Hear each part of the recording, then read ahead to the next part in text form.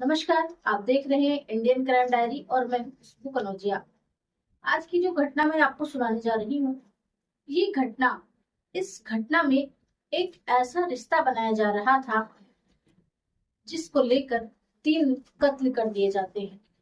और वो 3 कत्ल किस प्रकार से किए जाते हैं, जिसमें पुलिस भी काफी समय तक परेशान रहती है, लेकिन उसके बाद जो सच सामने आता है वो वहां पर सभी लोगों को हिला कर रख देता है।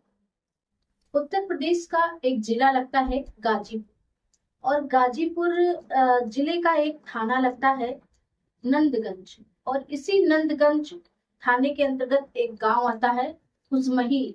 और कुसमही गांव का एक मजरा होता है खिलवा। इसी खिलवा गांव में एक लड़का जो कि लगभग 16 साल का था, वो रात में जैसे ही 1 बजे के आसपास घर पहुंचता है, और वो जैसे ही घर के दरवाजे पे पहुंचता है वो देखता है कि उसके पैर के पास कोई चीज है, और वो उसी से ठक्कर लग जाती है और वो ठक्कर से गिर जाता है।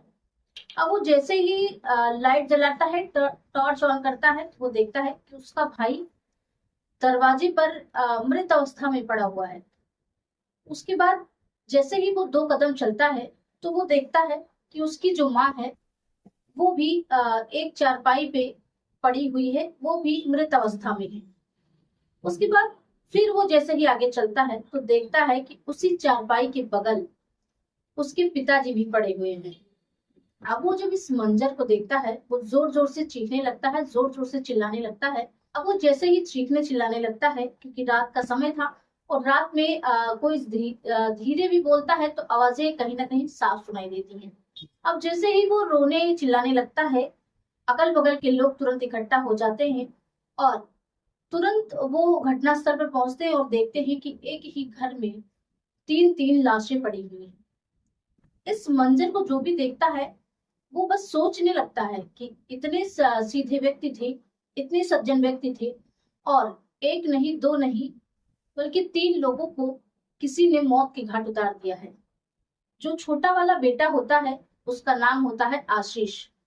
अब वो जोर जोर से रो रहा था और उसको कुछ समझ नहीं आ रहा था। उसके बाद वो रोते रोते जाता है, अपने बड़े पापा से कहता है कि मम्मी पापा और भैया को किसी ने मार दिया है। वो जैसे ही आते हैं, उसके बाद का जो माहौल होता है वो पूरी तरह से चर्चा का विषय बन जाता है। वो जैसे ही आते हैं तो लोग वहां पे तरह तरह की बातें कर रहे थे कि जो है ऐसे इतने भले व्यक्ति जिनका किसी से कोई मतलब नहीं होता था, अपने मतलब से मतलब रखते थे, ना किसी से लेना ना किसी से देना, ऐसे व्यक्ति की इस तरह की निर्मम हत्या कैसे हो सकती है। फिर जो भाई आते हैं उसके बाद उसी में से कोई पुलिस को फोन कर देता है। अब धीरे धीरे रात गुजरती है, उसी में से कोई पुलिस को फोन कर देता है, और जब पुलिस आती है तो ट्रिपल मर्डर को देखकर पुलिस भी सन्न रह जाती है। अब पुलिस अगल बगल के लोगों से जब जानकारी लेती है तो अगल बगल के लोग भी ये कह रहे थे कि इनका किसी से कोई दुश्मनी नहीं थी। लेकिन वहीं पे एक ऐसी सच्चाई सामने आती है जो पुलिस के इस शक को सही साबित कर देती है। वो लड़के से जब पूछताछ होती है, आशीष जो कि 16 वर्ष का था, तो वो कहता है कि मेरे बड़े पापा हैं, जिनसे हमारा जमीन का विवाद चल रहा था। ये घटना हो सकता है उन्होंने ही घटित की हो। उधर पुलिस ये समझ नहीं पाती है कि ये 16 वर्ष का बच्चा सही कह रहा है या गलत, क्योंकि आसपास के लोग जो थे, आप कहीं भी जाते हैं किसी भी घटनास्थल पर तो पुलिस को ये अंदाजा हो जाता है कि आखिर यहाँ का माहौल कैसा रहा होगा। लेकिन आसपास भी कोई विवाद का मामला नहीं था, तो पुलिस भी इस चीज को बहुत ज्यादा गंभीरता से नहीं लेती है, और पुलिस जांच में जुट जुट जाती है और 5 टीमों का गठन किया जाता है। उधर जो है एक चौराहे पर उसी के जो मृतक थे उसी के बड़े भाई को, जिसके ऊपर उस लड़के ने आरोप लगाया था, पुलिस जो है उसी के बड़े भाई को वही गांव के 10-15 लोग घेर लेते हैं और उसकी जम की पिटाई कर देते हैं। ये बात कोई पुलिस को सूचना दे देता है, और पुलिस जैसे ही इस घटना को जानती है कि इस जो है इस घटना से जुड़ा हुआ है तुरंत पुलिस मौके पर पहुंचती है। वहां पर लोगों को समझा बुझाकर उस जो व्यक्ति था राम प्रकाश, उसको वापस लेकर आती है और राम प्रकाश से पूछती है कि आखिरकार ये हत्या तुमने की है। राम प्रकाश जो होता है वो काफी डरा सहमा था, क्योंकि लोगों ने उसकी जमकर पिटाई की थी। अब वो जोर जोर से रोने लगता है, चीखने चिल्लाने लगता है कि साहब मैंने कुछ नहीं किया है, बात जमीन की थी, लेकिन मैंने उनको धमकी तो दी थी, लेकिन मैंने मारा नहीं है, आप जो कहिए मैं वो कसम खा सकता हूँ। वहीं पर जो राम प्रकाश था, पुलिस उस पे शक करते हुए उसको हिरासत में ले लेती है और उससे सख्ती से पूछताछ करती है। लेकिन उसके मुंह से सिर्फ एक शब्द निकल रहा था कि मैं नहीं जानता कि इस घटना को किसने अंजाम दिया है। अब पुलिस के हाथ पूरी तरह से खाली थे। अब पुलिस इस चीज को, सच्चाई को पता लगाने में पूरी तरह से जुट जाती कि आखिरकार इतनी बड़ी घटना को अंजाम देकर कोई व्यक्ति कैसे गायब हो गया, एकाएक गायब हो गया, जो अब ढूंढे नहीं मिल रहा है। वही पुलिस उस शव को कब्जे में लेकर पोस्टमार्टम के लिए भेज देती है। और जो वो आशीष लड़का था, अब वो लोग ले जाकर उन तीनों शवों को जो है अंतिम संस्कार कर देते हैं। उसके बाद पुलिस अभी भी पूरी तरह से निहत्थी थी। उसके हाथ कोई भी सबूत नहीं लगा था। लगभग 24 घंटे के आसपास गुजर गया था। अब पुलिस इस सोच में पड़ जाती है कि आखिर इसका मास्टरमाइंड है कौन। तो वही गांव के कुछ लोग चर्चा कर रहे थे कि उस रात अगर तिलक में ये ना गया होता तो हो सकता है इसको भी वो लोग मार देते। इस बात को जैसे ही पुलिस के कानों में पड़ती है, पुलिस उस तिलक समारोह वाले स्थल पे जाती है और वहां पर पूछताछ करती है। तो वहां के जो लोग होते हैं वो कहते हैं कि हाँ वो लोग आए थे, उनकी पूरी फैमिली आई थी, उनके माता पिता और वो जो लड़का है आशीष और उसका जो बड़ा भाई है रामाशीष, चारों आए थे। लेकिन करीब 10 से 11 बजे के आसपास वो लोग चले गए थे। अब इस जो घटना था, इसका जो तिलक समारोह चल रहा था, इसका पूरा वीडियोग्राफी हो रहा था। अब पुलिस के दिमाग में आता है कि कहीं ना कहीं वो वीडियो में जरूर कैद हुए होंगे वो लोग। पुलिस पूरी तरह से वीडियोग्राफी हो रही थी, उसको, उसका जो वीडियो है वो देखने लगती है। और पुलिस उस चीज को देखती भी है, जैसा कि लोग बता रहे थे कि चारों लोग गए थे ऑर्केस्ट्रा देखने। और पुलिस ने देखा कि उसमें चार के चारों लोग ऑर्केस्ट्रा देखने तो आए थे, लेकिन यहाँ से जाने के बाद उन लोगों की हत्या कैसे हो गई। लेकिन फिर पुलिस के दिमाग में जो है उस वीडियो को दोबारा देखने का ख्याल आता है। वो जैसे ही उस वीडियो को दोबारा रिपीट करवाते हैं और देखते हैं, तो वो जो लड़का था 16 वर्ष का बताया जा रहा था आशीष, वो लड़का जब अपने परिवार के साथ आया था तो उसने दूसरे कपड़े पहन रखे थे, और जब वो अकेले आया था तो दूसरे कपड़े पहन रखे थे। अब पुलिस ने और आशीष जो था उस पे शक पूरी तरह से पुलिस का साफ हो गया था कि हो ना हो जो भी किया है इसी ने किया है। अब पुलिस जो है उस आशीष को हिरासत में लेती है और उससे पूछताछ करती है और उससे कहती है अगर तुमने नहीं बताया तो तुम्हारी जमानत भी करवाने वाला कोई नहीं मिलेगा, सच सच बताना तुमने अपने माता पिता के साथ क्या किया।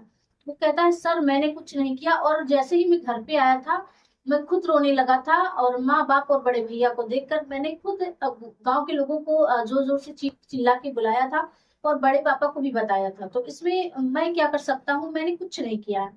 फिर पुलिस कहती है कि ठीक है, उस रोज तिलक में तुमने जो कपड़े पहने थे उस कपड़े को तुम मुझे दे दो, तुम उस कपड़े को मुझे दे दो, मैं मान जाऊंगा। लेकिन वो जो कपड़े थे वो तो पूरे खून से सने हुए थे और उसने उस कपड़े को छिपा दिया था। जो 16 वर्ष का आशीष था उसने उस कपड़े को छिपा दिया था ये सोचकर कि पुलिस कभी भी मुझ पर शक नहीं करेगी और ना ही मैं उसके हाथ लगूंगा।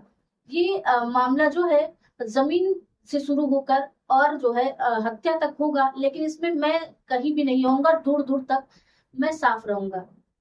अब वो कपड़ा जब नहीं दे पाता है तो पुलिस को पूरा शक हो जाता है कि हो ना हो इसी ने ही हत्या की है। अब पुलिस उससे सख्ती से पूछताछ करने लगती है।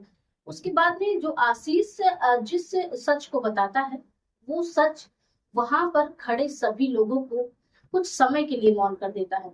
वो जो आशीष होता है वो पुलिस से कहता है कि मेरे घर के बगल में एक लड़की है जिससे मैं 2 साल से बात करता था, और मैंने उसको फोन भी खरीद के दिया था। लगभग जब वो 14 साल की थी तब से हम दोनों बात करते थे, और मैं अभी 16 साल का हूँ, वो भी मुझसे मात्र 3 साल की ही छोटी है। और मैंने उसको मोबाइल दिया था, हम दोनों जब भी समय मिलता था बात कर लेते थे।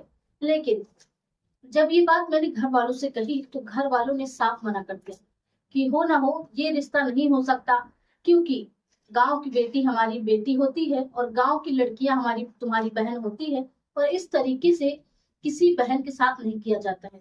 माता पिता ने इस चीज पे आपत्ति जताई थी और वही भाई ने भी उनका सपोर्ट किया था। भाई ने कहा था कि अभी तुम कितने बड़े हो, अभी तुम पढ़ो लिखो, कुछ तैयारी करो, कुछ आगे बढ़ो, और फिर उसके बाद शादी तो एक दिन हो ही जाएगी। इसी खुन्नस में मैंने ये योजना बनाई थी। और उस दिन जब ऑर्केस्ट्रा हम लोग देख कर आए थे तो चार के चारों लोग घर आ गए थे। उसके बाद मैं इन लोगों के सोने के बाद मैं वहां से चुपचाप से निकल गया था और उस ऑर्केस्ट्रा वाले कार्यक्रम में चला गया था। रात के 1 बजने के बाद मैं वहां से लौट कर आया था।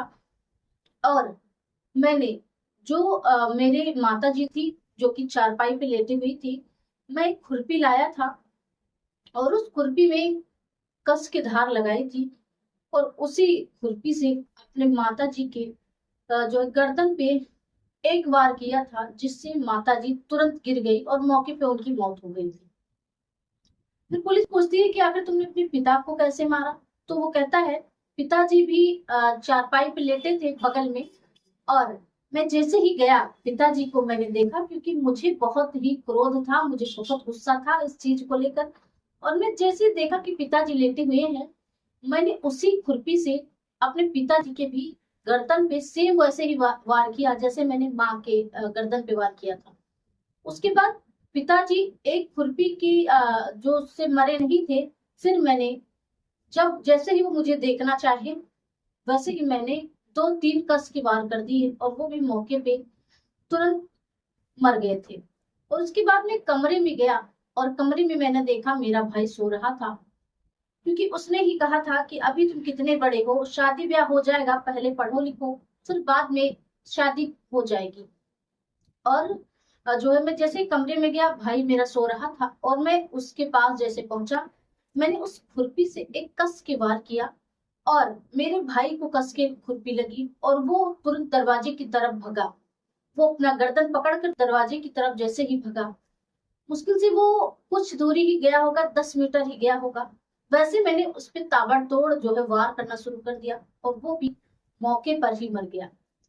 अब इस घटना को जो आशीष पुलिस को बताता है तो पुलिस भी सन्न रह जाती है कि एक 16 साल के लड़के ने एक लड़की के लिए अपने परिवार को खत्म कर दिया।